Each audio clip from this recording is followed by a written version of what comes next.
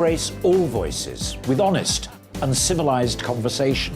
We are not part of the establishment. We're one of you. And we're only getting started.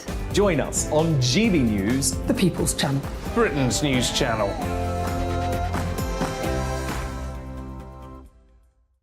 Hi there, it's Stephen and Anne. At breakfast from 6 a.m, you'll always be caught up with everything you need to know, the latest headlines, opinions and debates. We'll bring you the good news and the bad, but most of all, we're here for you. Remember, send in your views and let us know what you would like us to talk about. That's because we're your news channel. And every morning at 6 a.m, it's breakfast on GB News. My name's Tom Harwood and join me 9:30 a.m. every weekday for The Briefing, your one-stop shop for everything you need to know about what's going on in politics today. I wonder if this is a deal that might need to be like the biscuits in this factory, twice baked. Is there not an opportunity here to win out against the extremes? Tom Harwood, GB News. What are you going to do about it? Things should have been done differently, and they certainly are being done differently. Don't miss it. The Briefing with me, Tom Harwood, 9:30 Monday to Friday on GB News. Where would you like to go? Just take me to the studio, please, mate. You know where you're going. I've got a show to do. Friday Night Feast on GB News, 7 p.m. And it's like nothing you've ever seen before. We take a different angle on the week's biggest news stories. The viewers and listeners set me some absolutely mad challenges to do. We tried to rehome a rescue dog. And yes, there's some other wacky stuff in there as well. I feel like I could take on the world. Well, that's that. Friday Night Feast with me, Patrick Christie's, every Friday, 7 till 9 p.m. on GB News. Be there.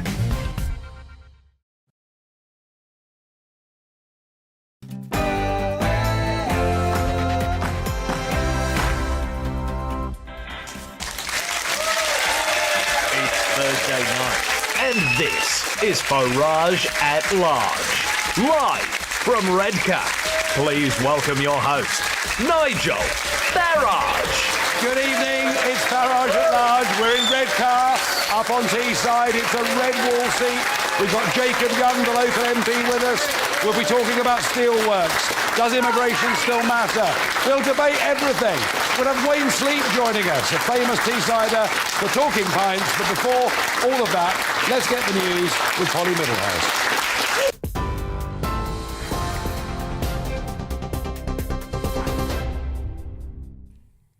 Nigel, thank you. Liz Truss has widened her lead over Rishi Sunak in the race to replace Boris Johnson at number 10. A new poll out in the last couple of hours of Tory members by the YouGov agency put the Foreign Secretary 24 points ahead of the former Chancellor. That's just a day after the pair made it through to the final runoff in the Conservative leadership contest. Speaking this afternoon in Peterborough, Ms Truss said she's confident she can win the next general election. I'm somebody in every government job I've done, I've got things done, whether it's at the Foreign Office with our tough sanctions regime on Russia, whether it's at trade with the trade deals with Japan and Australia. I'm somebody who pushes through, gets things sorted out and gets things done. That's why I want to be Prime Minister. This is a critical time for our country. We need bold action. We are in economic difficulty. The whole world is in economic difficulty. It's not time for business as usual. Well, the Business Secretary, Kwasi Kwarteng, says he'll be backing Liz Truss. I think I think Rishi Sunak is a strong contender. I think Liz is a very good candidate. She's my favourite candidate. I think she has a fresh approach, which is what we need. But let's not get ahead of ourselves. The US President Joe Biden has tested positive for COVID-19. The White House says he's been experiencing mild symptoms such as a fatigue and a dry cough. The president, who's 79 years old, will continue to work in isolation until he tests negative. Here, the Home Office's handling of the small boat crisis in the English Channel has been deemed ineffectual by a watchdog. The Independent Chief Inspector of Borders and Immigration has called for a more strategic response to migrant crossings. David Neal wrote in his report the Home Office response exposed gaps in security procedures, leaving vulnerable migrants at risk. Reports of crime in England and Wales have reached a 20-year high. Data from the ONS shows that 6.3 million offences were recorded in the year to March, with a sharp rise in fraud, rape and violent attacks. Knife crime, theft and domestic abuse also increased. The Home Office says the figures are likely to reflect improved crime recording. And the Queen's jewels will be displayed at Buckingham Palace from tomorrow as part of an exhibition to celebrate the Platinum Jubilee. Along with tiaras, earrings and necklaces, visitors will also have the chance to take in images of the Queen's historic reign. The jewellery on display includes the coronet the then Princess Elizabeth wore to her own parents' coronation in 1937. That's it. You're up to date on TV, online and on your radio via DAB+. With GB News, where now it's time for Farage in Redcar.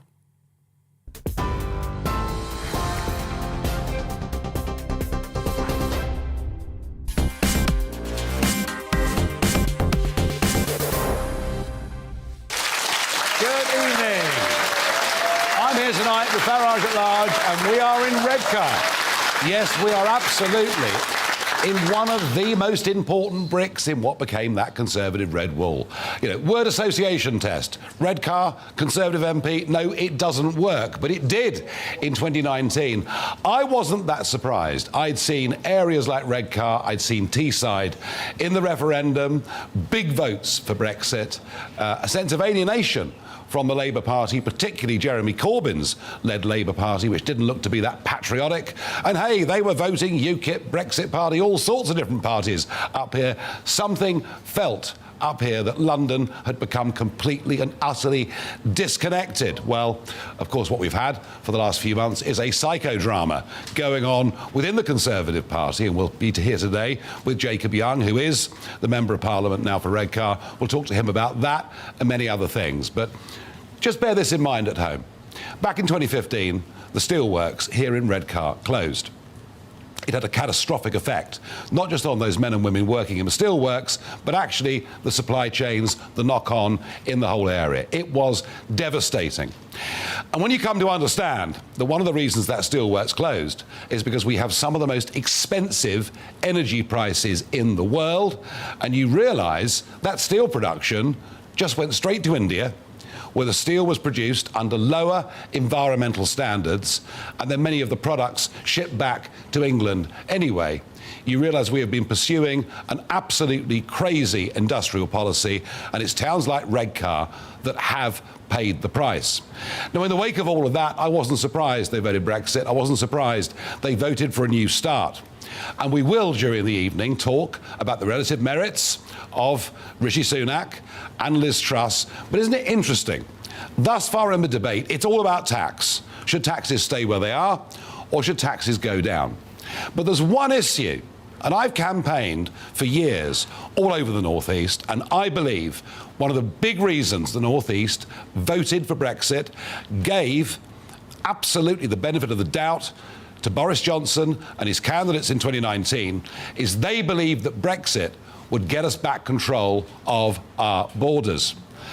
Immigration's not even been mentioned thus far in this leadership debate, and the smug, the great and the good in London, those who are part of most, not all, mainstream media, think that immigration as an issue has gone away and that no one cares. Well, I'm here in Redcar to test that argument. I think they're wrong. I think people really care about levels of legal and especially illegal immigration. And unless the People's Channel, like GB News, can show to those in Westminster that people out here care, they will go on ignoring us on this issue. So to you at home, the question I want to ask, does immigration still matter as an issue? Farage at gbnews.uk. Now, GB News' Home Affairs editor and security editor Mark White produced this package earlier on today in the light of two reports that came out overnight on the cross-channel border crisis. For more than 3 years now, the small boats crisis has been growing in intensity. This year already, more than 15,000 people have crossed the Channel and been processed in makeshift reception centres at Dover Harbour. The Chief Inspector of Borders and Immigration claims that process has been inefficient and ineffective. David Neal says that for too long the Home Office has continued to treat the problem of small boat crossings as a crisis rather than an ongoing day-to-day issue that should be managed and staffed accordingly. Although he praised the work of individual Border Force officers dealing with at times unmanageable numbers, he was critical of the management of the processing system, which meant that staff dealing with many of those arriving in Dover often failed to record all the necessary details of an individual, such as biometric details like fingerprints and photographs.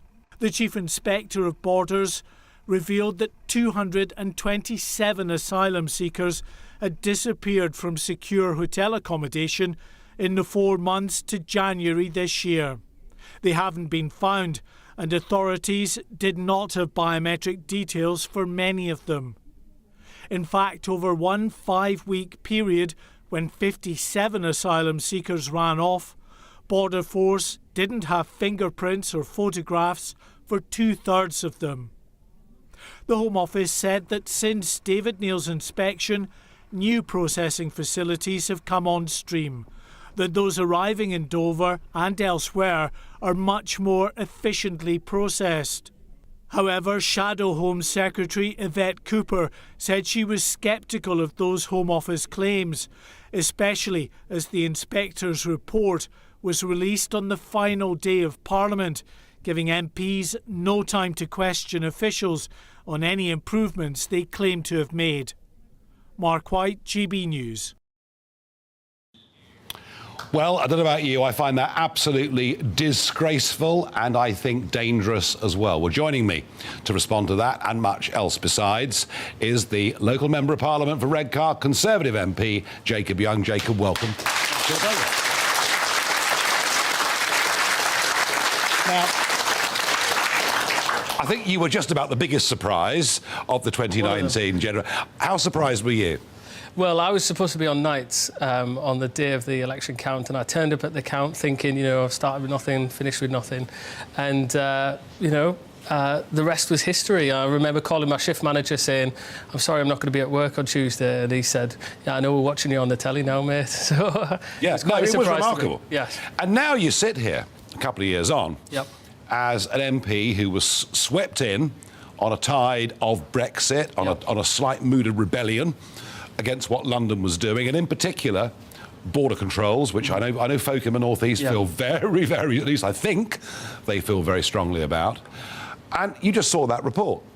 Under a Conservative government with a majority of 80, we've got people crossing the English Channel, young men crossing the English Channel, not even having their fingerprints taken and disappearing. They could be terrorists, they could be gang criminals. I mean, this is just letting down the country, Jacob.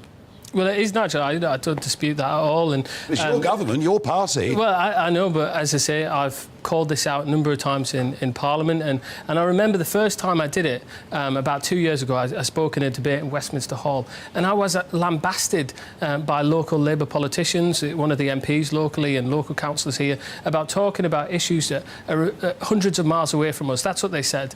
And I think that, that goes directly to your point about why I won in 2019, because people weren't being listened to. No, I get that. And the Labour Party still doesn't listen to people. And to those Labour politicians, I would say, far from being hundreds of miles away, there are far more people illegally crossing the Channel and then claiming asylum, being settled in hotels and accommodation in the North East than there are in Surrey, I can assure you, already of the home counties. So it is a very real issue. Well, I put it to you that the failure of this government on issues like this, I think even before the row over Boris, and we'll come to that, actually threatens your ability to win this seat again next time round. Well, I agree, and that's what, so I worked with some other MPs like Lee Anderson down in Ashfield, Brendan Clark-Smith in Bassetlaw, and we went to the Home Secretary with policy proposals of how we could try and address that. And one of those policy proposals was this offshoring plan that we've seen brought in with the Rwanda migration plan. But the plan isn't working at the moment, and we have to do all we can to try and actually get that Rwanda plan working. Jacob, because I think that'll help. That plan is never going to work, ever going to work. All the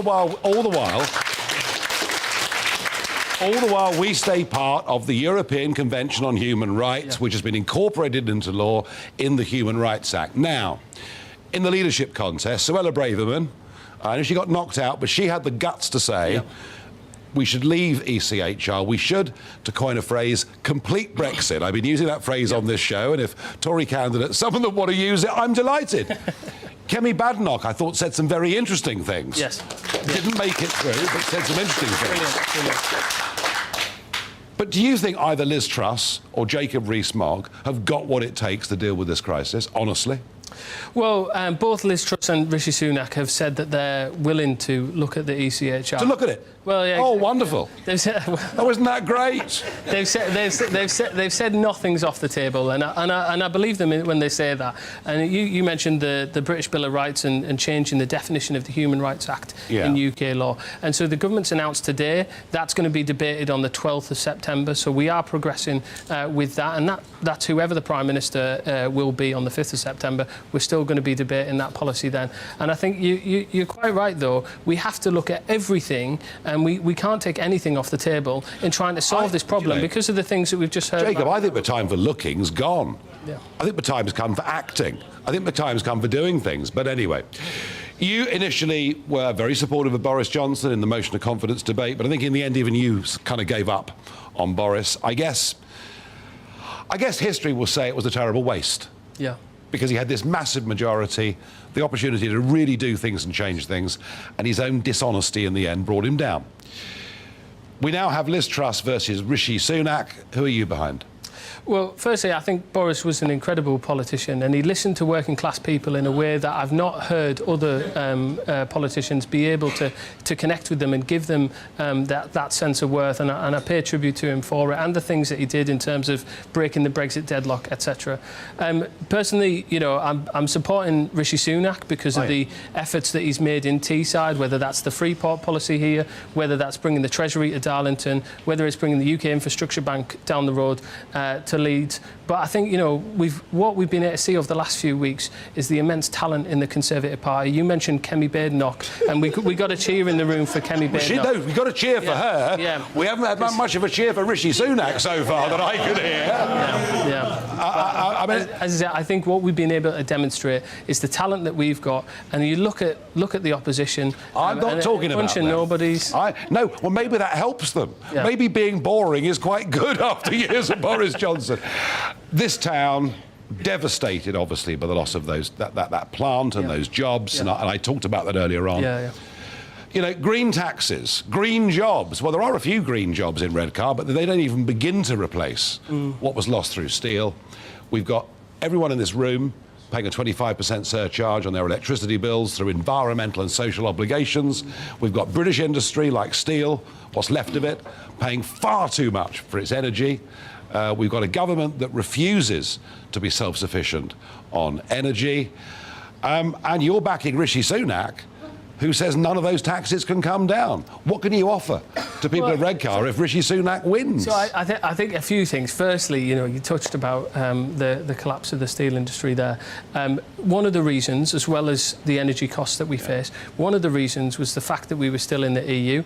And I remember Anna Soubry, whatever happened to her, Anna Soubry saying that... Mercifully, we never hear from her exactly. I'm very pleased. Exactly. But I remember Anna Soubry, talking on the TV about the fact that we couldn't intervene because of EU state aid rules. And so I think that has to be recognised alongside it. But I think, when it comes to both of the candidates, they've worked in this government where we set out this long-term strategy for energy security in terms of investing in new nuclear energy and things like that, which will benefit Teesside.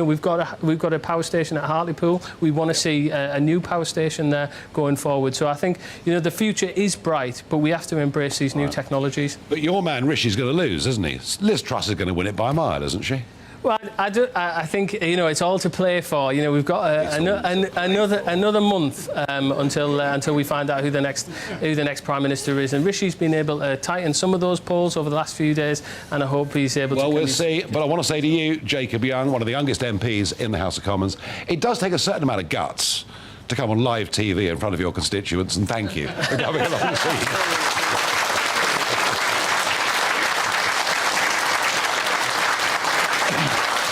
In a moment, we will talk to Brian Dennis, a former steelworker, a former Labour councillor, about the devastation that was wrought by the closure of that steel industry and how prospects for jobs look going on from here. Back in a moment.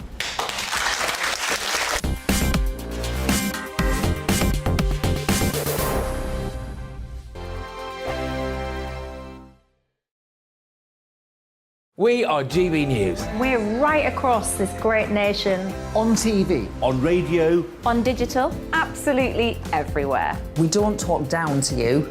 We embrace all voices with honest and civilised conversation. We are not part of the establishment. We're one of you. And we're only getting started. Join us on GB News, the People's Channel. Britain's news channel.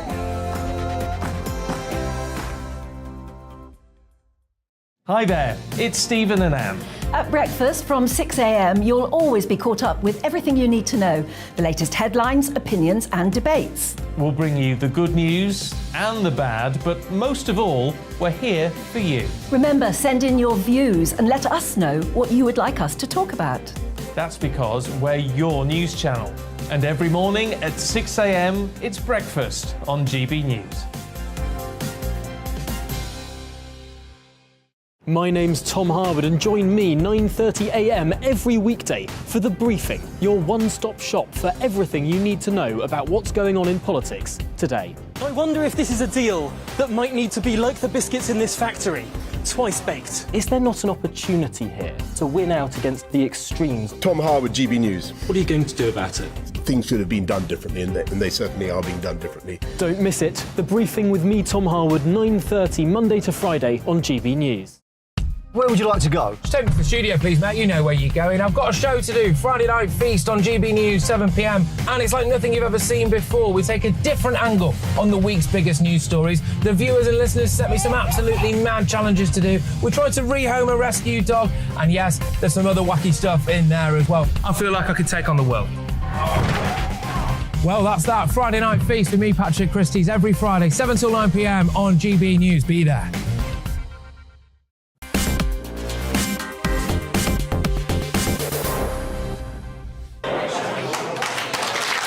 Welcome back. Now, Redcar, of course, Teesside, we're on the North Sea. This is a very dangerous stretch of coastline. Hundreds of ships have been wrecked here over the years. And earlier on today, I went down to look at the world's oldest surviving lifeboat.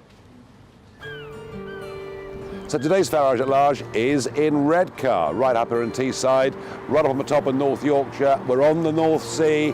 It's an old fishing community going back centuries, a seafaring community. And of course, as with all of these coastal communities, has its fair share of tragic history with the sea too. And we're just about to go and visit the world's oldest surviving lifeboat. This predates the RNLI by many, many years. It's the Zetland lifeboat. I've read about it, I've heard about it. It's the first time I've ever got the chance to go and visit.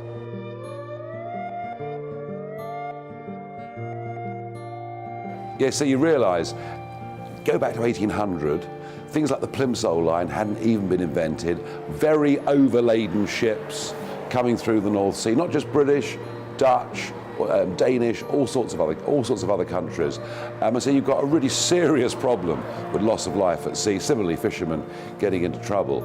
And this was the designer boat they came up with. And it's a big, solid bit of kit. But I have got to tell you, I'm not sure I'd be that happy going in with a set of oars into an open sea in it, but that's what people did. That's what people did. And this, of course, all predating the RNLI. And interestingly, the amount of money local people were prepared to put their hands in their pockets to help subsidise things like this says to them that, you know, they realised this community and other communities like it around the country really needed it. So you will not find a better example of a lifeboat dating back to 1802 than what we're looking at here.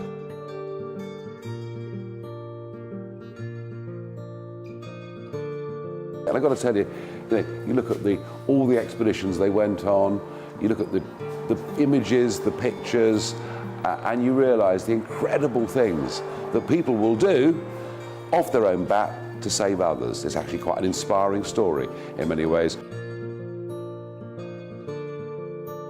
So we can see the guys here with their early cork, quite primitive life jackets. But what I've been told is that you went into the sea, you might be lucky with a cork-like life jacket and be head up, or you might finish up with your legs in the air and unable to turn around. So they were very primitive.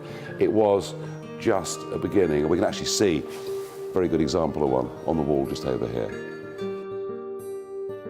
Well, I'm here with the volunteers at Coast Watch, who this is their busy time of year, because it's not just big commercial shipping going into the Tees. It's not just, we've got the fishing boats, the commercial fishing boats here. But of course, it's holiday time, and the weather's been amazing this week. And the lifeboat was out 7 times one day this week, because people buy inflatables, kayaks. They have no knowledge of tides or perhaps offshore winds. So it's organisations like this, working hand in glove with the RNLI, all around this country, but here particularly today in Redcar, saving lives all around the country, and all of it done, amazingly, by volunteers. That's a little bit of the history of Redcar, and you know what? If you're in the northeast, if you're in Teesside, that little museum, it's a fantastic visit. They've also got the most amazing, beautiful sandy beach here. They just keep it a secret. So Redcar, somewhere worth coming to visit. And no one's paid me to say that, I promise you. Now, back to my earlier debate. Immigration, is it still an issue? Or are the great and the good in Westminster right to think that no one cares anymore and we should ignore it? Some of your views. One viewer says, yes, it always will do. Too many people are still coming to the UK. Craig says it's worse than ever. Yes, Craig, actually, in terms of numbers, illegal immigration is totally out of control, and legal immigration has reached the highest numbers we've seen since Tony Blair's time. Duncan says, no, Brexit fixed it. Duncan, I wish you were right. I wish Brexit had fixed it, but unfortunately it didn't. Another says, of course, immigration is an issue, along with other EU problems affecting us. Brexit is a huge letdown, says one. Well, I know there are some people that feel that. There is more to be done. Gavin says, stupid question, Nigel, of course it is. Right, now, I talked a moment ago about steel, and indeed we talked with Jacob Young about steel. And I'm joined by Brian Dennis, former steel worker and, of course, former Labour councillor as well. You'd had a shutdown, I think, in 2010, hadn't you? A temporary shutdown. When the steelworks finally closed, was it still the most huge shock? Well, it was. The loss of 3,500 jobs direct, thousands more in the pipeline feeding into it. Them jobs were decent, well-paid jobs where people could actually feed the families, look after the families, and they're just not being replaced. So it was absolutely devastating for the area. You look at the money you earn, it puts money in your pocket, you've got money then to spend in the local shops, so the local economy thrives, and when that's taken away from you, you're still paying the bills, but maybe you're not going to cinema, maybe you're not going out to the restaurant. That goes. We've seen the high street in Redcar with the boarded up shops. Part of that is because people had less money to spend. And I guess someone like this, the Workies Club, would have been a lot busier. Absolutely, would have been. It's a huge venue, nice venue. But I guess what's done is done, Brian. Or do you see any way back for the steel industry in this country? Within the country, I think it's paramount that we look after what's left. Up in Scunthorpe and up in Wales, we have to. It's just a strategic asset. As for Teesside, I don't think we'll ever see it back again on Teesside, which is an absolute crime with all the history that's been there. I know at the start the Labour, the Conservative mayor spoke about possibilities of bringing it back. Maybe that it was a soundbite people wanted to hear. I didn't believe it then, and I certainly don't believe it's coming back now. And do the Labour Party offer any hope to areas like this? I have to be fair, I don't think they do. And you as a former Labour councillor saying that? Yeah. Brian, you sound pretty disenchanted with the whole thing. Well, I am. We look what's going on down on the Steelworks old site now. They're stripping it, they're cleaning it, they're getting ready for the industry that's coming. We've been promised 20,000 jobs, and only last week, one of the companies that was going to provide 2,000 direct jobs and thousands more within the pipeline, GE, have pulled out. And they've said they're pulling out because of the lack of want for the product. So you've got the government tell us they've got a green initiative going on and we want wind power and all the rest of it. You've got a company who builds the blades who were going to invest in Teesside with millions of pounds and bring the jobs, and them jobs are not coming now. And what did Ben Houchin say? If you snooze, you lose. A throwaway comment, but I think it's a lot more important than throwaway comments, and people who are in charge should be looking to what was the problem, why don't they want to be here, and make sure that the deals are getting signed. I think that is a cry for help on behalf of people working in this region, people who worked in traditional industries. Brian Dennis, you've made it very passionately. I hope people in London listen, because it's very, very important. Thank you. Thank you. Now, as you know, a regular feature of these programmes is Barrage the Farage. And we do it here. It's live with an audience. They put their questions in. They get picked out. They get the chance to come and ask them. And I do my best to answer them, but I don't know what they're going to be. But I do know, first up, we've got Alan. Alan, good evening. Good evening, Nigel. Nigel, do you think it is hypocritical to deny the Scots a referendum to leave the UK after gaining the referendum to leave the EU? No, because they had their referendum on leaving the UK. They had it in 2014. Everybody agreed it was a once-in-a-generation lifetime, and that was agreed by Alex Salmond and the Nationalists and the people on the Unionist side. And guess what? Nicola Sturgeon is now defining a lifetime as 8 years. Funny, isn't it? Nicola Sturgeon doesn't accept the result of a 2014 referendum on separation, doesn't actually respect the result of the 2016 referendum on leaving the European Union. Alan, look, I think there are some in England who are beginning to get rather bored with all of this, because we keep hearing this story, we keep having this debate, and maybe, just maybe, what the government should do is face Sturgeon down and say, right, you have that referendum, because I'm pretty certain that in another referendum, the Scots would still vote to stay with the United Kingdom. That is my view, but I'm also conscious of a growing number of English people who simply couldn't care less whether Scotland stayed or not, and it's only fair that I reflect that. What say you? I think if the English had been given a vote at the time that they voted, perhaps they would have been out now. I honestly do. So you've had enough of Scotland, have you? I've never lived in Scotland. I'm ex-UKIP, and I actually stood as a candidate in the last election up there, but just as a paper candidate. Yeah.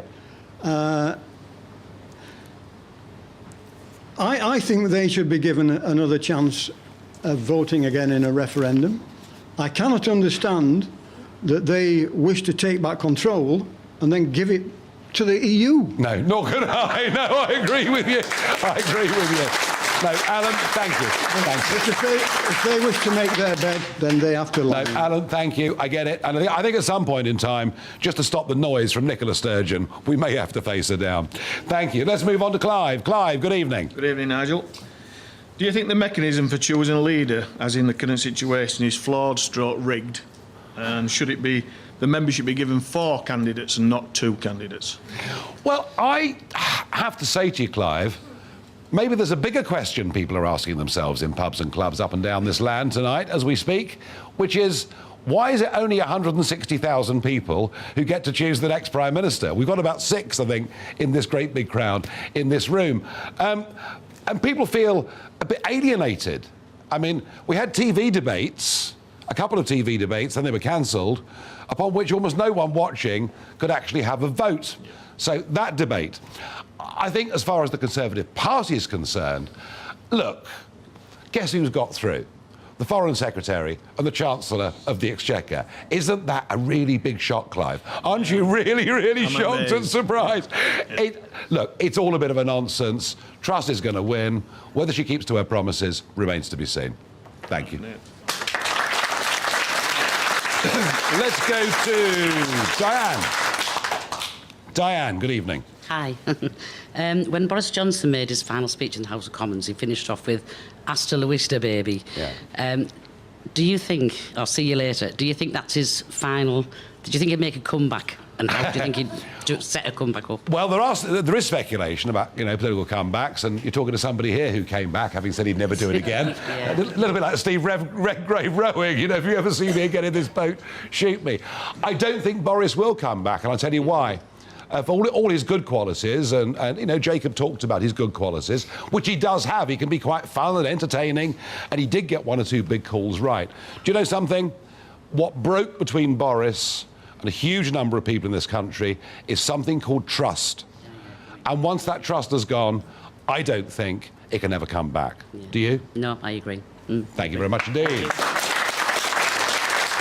Let's go to CJ. CJ. Hi, Nigel. Good evening. Hi. Right, when you were watching the results coming in from the 2019 general election, what was your reaction when Redcar was declared and it went Tory? I don't think I better repeat the words on live television. I couldn't believe it. I mean, I could see through my campaigning in the North East that there was change in the air. But I didn't, and I never thought it would go quite as far as seats like Redcar. I think this and Bishop Auckland were the two that really, really surprised me more than anything else. But in a sense, I was delighted, because what I wanted Brexit to do was to bring us a completely new kind of politics. And all it's really done is just change the colour of governments a little bit. And it doesn't feel to me like things have really changed enough. So I think we're still on a journey where the implications of Brexit need to be followed through. There's more to be done. What about you? Well, after my jaw had hit the floor, I think it was hysterical laughter, really, because I thought if Redcar can go, anything can happen. Yeah. Well, and that's a good thing in democracy, that it can sometimes surprise us. So it did that night, it certainly did. But unfortunately, the Tories have been a bit of a masterclass in how to waste an 80-seat majority, haven't they? Yes. Thank you. Thank you very much. And finally, Ted, who is known to me from my past campaigns. Hi, Nigel. Hi, Ted. Good to see you again. Do you believe Boris Johnson delivered the Brexit you and your UKIP members fought for and 17.4 million people voted for? If, like me, you don't think he has, what does the next Prime Minister need to do, if anything at all can be done? Oh, we can do whatever we like. We're a free country. We can make whatever decisions we choose to make. The answer is no. We got to a point in 2019 of Brexhaustion. We'd had enough. The Remainer attempts to force a second referendum and everything else. There was a feeling of getting something over the line as a deal. It was far from perfect. I said at the time it was far from perfect. If it was oven ready, well, I'm not quite sure what the meal was. So I understand why it was done as it was. I do, actually, in the end. But to say, Brexit's done. No, it isn't. Brexit isn't completed. It's not yet a proper Brexit. We haven't got back control of our borders. Part of our country, Northern Ireland, is effectively cut off, annexed virtually from the rest of the country. And if you look out of that window over there, you'll see something called the North Sea. And you'll see a diminished fishing fleet.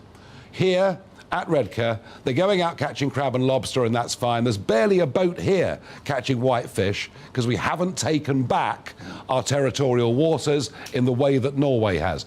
Ted, there is a huge amount more to do, and we have to show people the benefits of Brexit. We haven't yet fully and properly done that. There are areas like the vaccine rollout, like taking a lead on Ukraine, whether you agree with the position or not, but areas where you can see that Brexit Britain is now standing a bit taller on the world stage. There's a heck of a lot more to do, and if the Conservative Party and the new leader doesn't get that message, they will, in my opinion, not hold these seats in the northeast of England next time round. What say you? Well, I certainly agree with your last comments there. If they don't get the finger out, they will lose lots of seats. They've got borrowed votes on a promise of getting Brexit done. They've only got it part done, and the bigger part of it needs doing. And whoever does take over from Boris, they need to really sit down and think and look at what Brexit should be and then start working on it, because if they don't, we'll end up with Labour back in control. And, you know, I prefer that we had a really good third choice party to vote for, but sadly, since the demise and UKIP did their job, got us out of it, there's no one else to vote for. It's really a problem. But we haven't got Brexit done, and people are very disappointed, I believe. think there's a sense of frustration. Ted, an old campaigner, we've worked together in the past. Lovely to see you. Thank you very much indeed. Right. In a moment, it'll be time for Talking Pints. I'll be joined by dance legend Wayne Sleep, who of course grew up just up the road in Hartlepool. Wayne Sleep in a couple of minutes.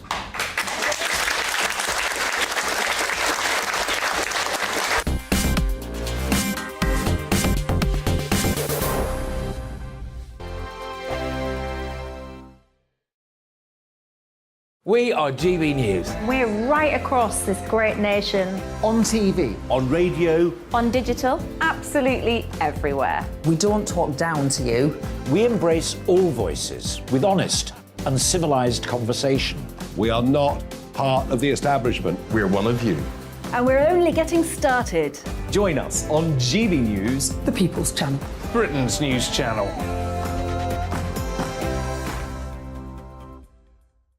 Hi there, it's Stephen and Anne. At breakfast from 6 a.m, you'll always be caught up with everything you need to know, the latest headlines, opinions and debates. We'll bring you the good news and the bad, but most of all, we're here for you. Remember, send in your views and let us know what you would like us to talk about. That's because we're your news channel. And every morning at 6 a.m, it's breakfast on GB News. My name's Tom Harwood, and join me 9:30 a.m. every weekday for The Briefing, your one-stop shop for everything you need to know about what's going on in politics today. I wonder if this is a deal that might need to be like the biscuits in this factory, twice baked. Is there not an opportunity here to win out against the extremes? Tom Harwood, GB News. What are you going to do about it? Things should have been done differently, and they certainly are being done differently. Don't miss it. The Briefing with me, Tom Harwood, 9:30 Monday to Friday on GB News. Where would you like to go? Just take me to the studio, please, Matt. You know where you're going. I've got a show to do. Friday Night Feast on GB News, 7 p.m. And it's like nothing you've ever seen before. We take a different angle on the week's biggest news stories. The viewers and listeners set me some absolutely mad challenges to do. We tried to rehome a rescue dog. And yes, there's some other wacky stuff in there as well. I feel like I could take on the world. Well, that's that. Friday Night Feast with me, Patrick Christie's, every Friday, 7 till 9 p.m. on GB News. Be there.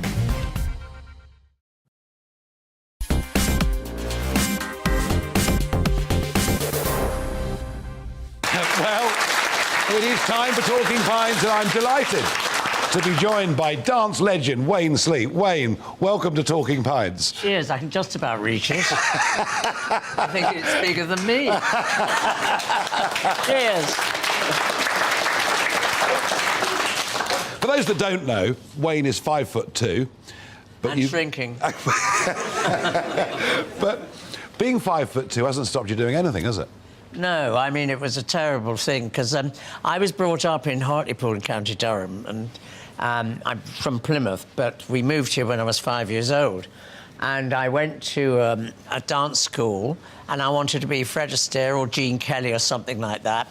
And funny enough, I've just booked in a hotel in Middlesbrough here, and when we were coming through Middlesbrough, I think I saw the old Methodist Hall, where I did the song and dance competition when I was 8. A bit of tap dance, saying 5'2", eyes are blue. How fortuitous. But the adjudicator rang a bell. It's all Middlesbrough's fault. And she rang a bell, and they said, "Where's this boy's mother? He must learn ballet." We'd never heard of ballet. We'd never been to ballet. And my mother said, "Ballet, never." But I started learning ballet. I was in the West Hartlepool Tech as hooker in the scrum. And I was transferred to Queen... You'd never been prop, would you? No. I knew what to do in the middle, that's what I tell you. It wasn't nice. But anyway, but we usually got the ball out my side, I'll tell you that. But I went to the West Hartlepool Tech, and I ended up in Queen Victoria's Hunting Lodge in Richmond Park at the age of 12, where I only learnt ballet, and then I didn't grow. Whereas I could have been a nice song and dance man, but it all came round in the end. And really, it is to do with getting the negative and turning it to be positive in life. And that's why I tell all the kids when I do workshops all around the country. I try and aim, you know, because so many people want to put you down all the time, don't you find? I mean, there are bullies all over the place, and there are bullies in government, bullying each other. That's all I ever see. Well, do you think, in a way, there's more, because of online, Yes. there's now probably more bullying going on than there's ever been before, actually. Yes. I mean, there's horrible stuff that gets said. Well, I don't do that bit. I only just do the bit when I'm performing and stuff like that, because I've heard a lot of people who are well known like me do get hate mail a lot. Oh yeah. You know. So you must get some. You're still. Oh, I've had loads. I bet I've had more than almost anybody. I seem to be. People either really like me very much indeed, Yes. or not at Yes, all. well, that's it. But I can live with that. You So know. can I. I mean, it Yes. doesn't bother me. Yeah. So you were kind of a Billy Elliot figure then, almost, weren't you? Yes, well, I mean, the coal mines were still going when I was in the 50s here, so we didn't really have this kind of condition that seems to have hit Redcar since the steel places are all closed. I mean, it's just desperately bad. And it wasn't until afterwards they did the Billy Elliot story, but Lee Hall, who wrote the play and the film, said to me one day, he said, I did base it on your autobiography. I'm sure. Because it was a boy getting out of a lower working class situation and being transported almost and given a chance in life. And ballet, I mean, how many years were you there at the Royal Ballet? I was 18 years with the Royal Ballet as a senior principal, which was only 6 of us. And I wasn't going to get in the company, and you have to be 5'7" is the smallest height for a man. And the founder of the company, I was going to take hormones to make me grow. I was desperate. 8 years training, and I wasn't going to go anywhere. And so I decided to take hormones and all that, but they hadn't advanced them enough, and they were very tricky sort of pills to take. Yeah. And so she said, you're just going to have to spin twice as fast as everybody else and jump twice as high. So, well, that's what had to happen. Did. No. I mean, you become an absolute dance legend, and dancing itself is just so popular today, isn't it? Oh, it's wonderful now. Television shows, and I mean, it really is the power of dance. When I was at the Royal Ballet School, there were 5 boys to 20 girls in each class. The boys got away with murder, I'll tell you, because they needed us so much. We could get away with, well, I won't go there. But anyway, but I mean, we did, you know, drop subjects, GC ones and all that. But the main thing was to be brilliant at dance. And the discipline of doing dance as well is incredible. Now, it was 5 boys to 20 girls.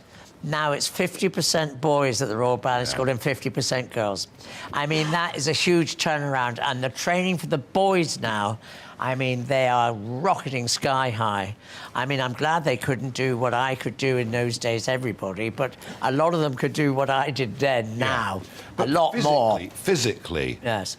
Yes. Pretty demanding. Tough. Oh, no. It's an hour and a half class, an hour and a half ballet class every morning. No matter what you've done the night before, you might have had a premiere in New York.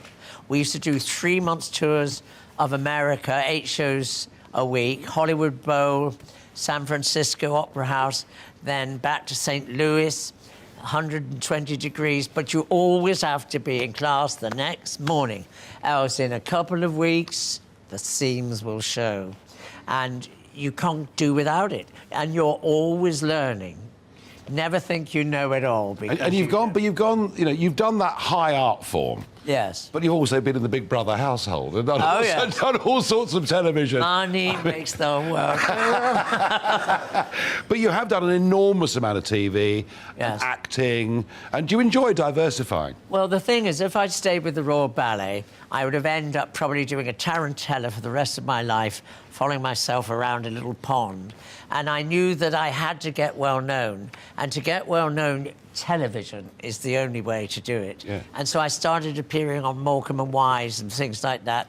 And I was in Nina Zavaroni's dance shows. And I did everything, basically, Bruce Forsyth. And that made my name popular, so that when I wanted to do my own shows with high art, jazz, tap, ballet and contemporary, which was the first time in one show you could see all those things at a very high level, I knew that I had to have a name, and I knew that if I'd stayed with the Royal Ballet, I'd probably be a little teacher somewhere now doing something. But I mean, I would have enjoyed it. Yeah. But I hadn't reached the height of my talent. And so I had to carve a way for myself. And the only way to do it is, like you said, being things like the Big Brother house. Yeah, well, no, it's worked for you. It's worked incredibly well. Yeah. But it's worked so well, Wayne, that it's put you in a comfortable position. Yes. Yes. And a position where you can give something back, which Yes. I think the Wayne Sleep Foundation is. My foundation started on the anniversary of Princess Diana's death. Who you famously got to know? Yes. Well, I got this phone call one morning, and I said, "Who's this?" And she said, "It's Diana." I said, "Diana who? I don't know any Dianas." She says, "Wales." The Princess of Wales. And she said, "I want you to come to the studio." So I went to this little studio. I didn't know what it was about. And she was there. Oh, she was so beautiful, you know. And she blushed when she looked at me under her eyes, and it flickered like this. You know the look. And she had her headband on, her pink leotard, her tights, her leg warmers and her jazz shoes. And she says, "I want you to dance with me at Christmas at Covent Garden." And I looked up at this towering inferno and I went, "I don't think so, dear." And then I said to her, "Oh, do you mind if I sit down? I've had a rather late night." And she went, "You naughty boy." And when I realised she had a sense of humour, I realised that, we could do a one-upmanship. And we did a 3.5 minutes. She had the music. She wanted to know what I was going to wear. We did it to Billy Joel's Uptown Girl. Yep. And even now people talk about it who've never seen it. And there was no film of it, but there's lots of photographs. But I think, in a way, it was a sign of her departure from the mainstream and going on her own way, just to be, independent in a way. And of course, the Crown famously. Oh yes, they did it, didn't they? He did it, absolutely. Yes, he was quite good. I should have asked you. No, he was, but no, he was very. But she, of course, did amazing charitable work, didn't she? And fantastic things. Well, that's she where did. we used to meet a lot. As well. And you're now doing that through Bernardo's and all that stuff. Now, with the foundation, I knew that she loved kids. And so on the anniversary, I named it in memoriam of her. And it was a dance scholarship at first, but now it's a foundation that gives top-up grants to top up their grants for accommodation. So over a 3-year period, I will provide the accommodation for, you see, if you're in Leeds and you get a scholarship in London, where do you live? Yeah. And if the parents fall foul, like, your dad goes out of work because the steel works closed, something like that, it's happened at all. Yeah. I get called by the vocational colleges, and then I help them out. And it's a good, and it just fills a gap which nobody really thinks about. And also now, because so much of the money and the grants come from education, they want to see a certificate. So you have to do a degree to be a dancer now, which I think's crazy, actually. Yeah, so do I. And they've got to work at night, they've got to do a thesis and all that. I mean, I don't qualify to be a teacher because I haven't got a teaching diploma. I don't have a degree in teaching. Well, yeah, I know, that sounds crazy. It's crazy, but I do. I call it a day of inspiration. Wayne, over half a century of, being at the top of your game, doing the remarkable things that you've done, varied career with TV, as I said, acting, dancing, ballet, all sorts of things. What's the best bit been of it all? Oh, you are horrible. I don't know. The best bit, sitting with you, no. No. I think the best bit is being able to turn round, being 5'2", which you'd never get into a ballet company at that height now, probably, and not taking no for an answer. And when I said to Margot Fonteyn, who was one of the greatest ballerinas of the world, I said, what is it that was the secret? Were the choreographers? Was it the teaching? Was it Rudolf Nureyev? I said, no, none of that. The word is, Wayne, tenacity, staying power. And that's what I learned at a very early age. And I think that's what I'll congratulate myself about, having looked back on my career. Well, you know what? All of us in this room here and watching on television and listening on DAB radio will say the same. Wayne Sleep, what a pleasure to have you on Talking Points.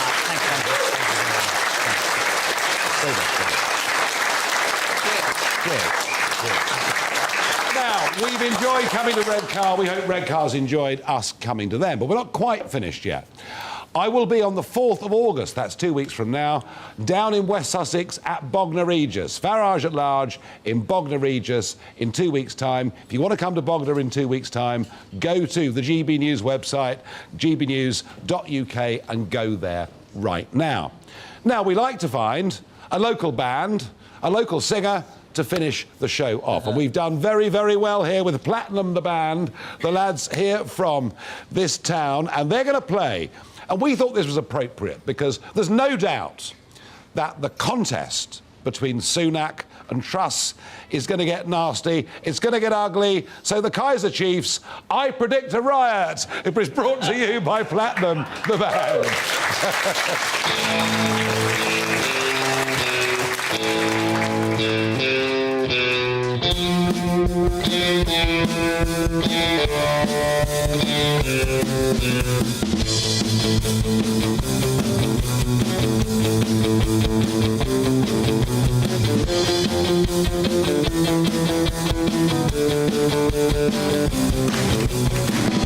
Oh, watching the people get married is not very pretty, I tell thee. Walking through town is quite scary and not very sensible either. A friend of a friend, he got beaten. He looked the wrong way at a policeman. It would never have happened to Sweden or only your Disney and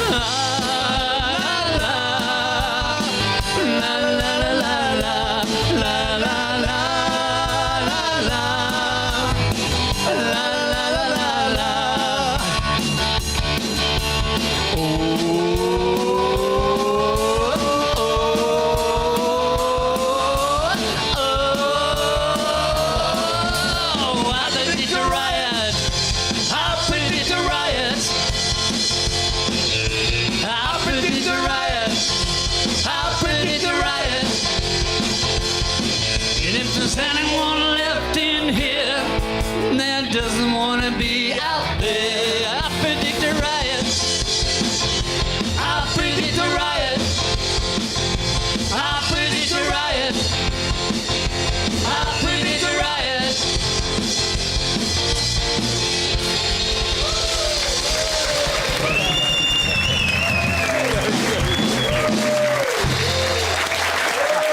That was great fun, wasn't it? What a pleasure. Thank you.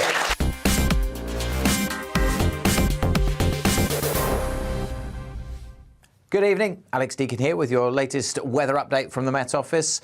Tomorrow promises, again, a lot of cloud, but more showers to come tomorrow and, in places, the potential for some pretty lively thunderstorms. At the moment, high pressure is kind of in control, but weather fronts are approaching from the west. They'll mix things up through the weekends, but also pushing up from the south, we have a few more showers overnight. So turning a little bit damp and drizzly over parts of southern England and the Midlands, a few scattered showers keeping going over southern and eastern parts of Scotland. Either side, most places dry. Quite a warm night across the south, not the oppressive heat of a few nights ago, of course, but temperatures still holding up in the mid to high teens elsewhere, 12 to 14 Celsius generally. On to Friday, and as I said, a lot of clouds, some sunny spells for East Anglia and certainly across Northern Ireland, by and large a fine day. But in the south, the potential for some hit-and-miss thunderstorms. Not everywhere in the Met Office yellow warning area will see those downpours, but where they do occur, they could cause some problems, dropping a lot of rain in a short space of time. Showers too for the Midlands, extending into Northern England, scattered showers across Scotland. A cool day on the whole, but temperatures in the south could still get into the mid-20s, and still a potential for some of those thunderstorms to rumble on well into the evening before they start to fade, and most places turn dry as we head into the weekend.